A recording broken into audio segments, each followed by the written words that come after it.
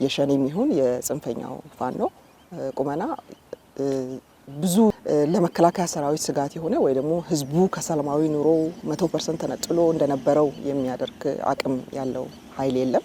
ነገር ግን አሁንም ይሄ ኃይል ከማህበረሰቡ ጋር እንደገና ወደ ቆም ብሎ አስቦ ወደ ሰላማዊ መንገድ እንዲመጣ ኢትዮጵያ የሰላም ጥሪው በየክልሉ በፌደራል መንግስት ደረጃም ለሰላም ቅድሚያ በመስጠት በአስፈላጊ በሆነ ጉዳይ ለህዝብ እስከጠቀመ ድረስ ከማንኛውም ኃይል ጋር በሰላም ለመስራት ካለው ፍላጎት በመነሳት የሰላም ጥሪዎች ይደረጋሉ። በዚህ ምክንያት በኦሮሚያም በአማራም የድሮ ታጣቂዎች በሰላማዊ መንገድ ወደ ቤታቸው ተመልሰው እንዲኖሩና ወደ ነበሩ የስራቸው እንዲሄዱ የመልሶ ማቋቋም ስራውን በትግራይ ብቻም ሳይሆን በእነዚህ አካባቢዎች ተጀምሯል ማለት ነው። በተለያዩ ማዕከላት ስልጠና እየተሰጣቸው ወደ ሰላማዊ ህይወታቸው እየተመለሱ ያሉ በጣም ወጣ ያለ ወንጀል እየሰሩ ካሉ ደግሞ ማህበረሰቡ ላይ መንግስት መሀሪ ነው፣ ምህረት ማድረግ ይችላል። ነገር ግን ህዝብ ላይ ጥቃት ያደረሱ ትልልቅ ግፎችን የሰሩትን አካላት ደግሞ ለህግ የማቅረብ ስራዎች እያገዘን ያለው